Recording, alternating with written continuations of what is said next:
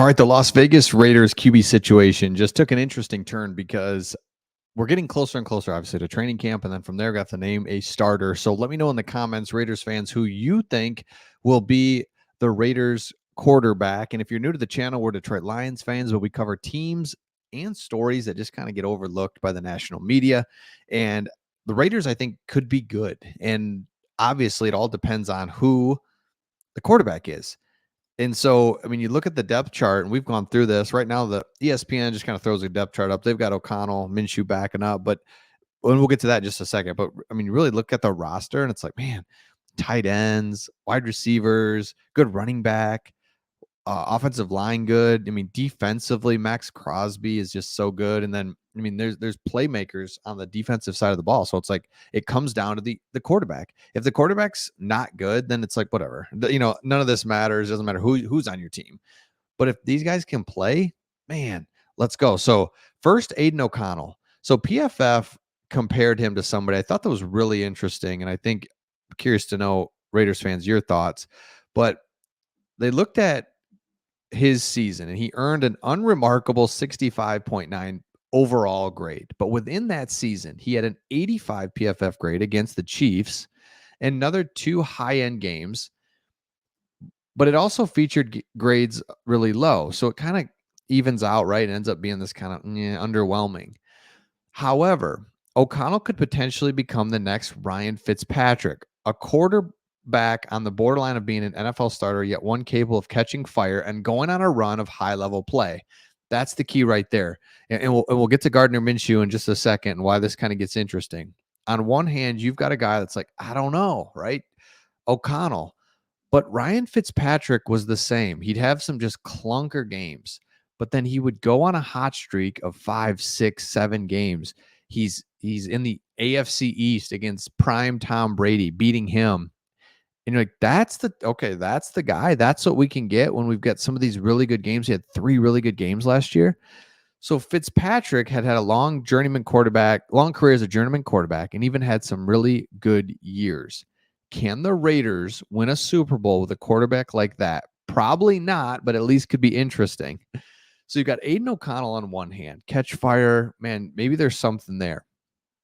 On the other hand, Gardner Minshew, who I thought Howie Long, who I don't those Fox guys, and let me know if I'm crazy here. I have trouble with them up there. Like, they're getting older. Howie Long being one of them. Terry Bradshaw. They're just like, what are you guys talking about? However, Howie Long, I think he nails this one. He says O'Connell is a guy that showed some flashes. I think they'll give him an opportunity, but I think Minshew is a gamer. He's not a guy that I think impresses you on Wednesday and Thursday in practice, but for whatever reason, whether it's Jacksonville or Philly with the Colts, he can just straight up be a gamer when it's time to be a gamer. I think scheme, system, coaching, all that. I think if he gets the opportunity, he might not relinquish it. So he's saying, I think O'Connell gets the start, but I think if Gardner Minshew gets in, he may never give the starting quarterback role back because he's got the ability to be an absolute gamer. So what you've got now is Aiden O'Connell. What are you going to get there? And part of me is thinking Aiden O'Connell's going to be like, all right, I got to make this happen. I've got a really good, capable backup behind me. I can't be like screwing around. Or, man, the pressure gets to him. He then has to give it over to Gardner Minshew, and he catches fire. So it's almost like if the Raiders can keep this hot quarterback in, and even if they use 2 quarterbacks, like, man, they lost a couple games in a row. Let's go to another guy, and he gets hot. And then next thing you know, you've won 7 out of 5 or 7 out of 9 games, and you're kind of keeping the hot quarterback in. Now, suddenly your depth chart, Devontae Adams, Brock Bowers, Zamir White, man, you've got a hot quarterback in there. Gardner Minshew's making it happen. I love that. And I think both of these guys fit the Raider just kind of mentality and what they want to be about with Max Crosby and just getting victories, like gutsy victories, because what we keep talking about on this channel is this division is wide open. And I know it's like, really? Because the Chiefs are in there. I know. But you have the Chiefs. Obviously, they're going to be the front runners to get that. But then it's Broncos, rookie quarterback, the Chargers, rookie head coach, that I think will be good.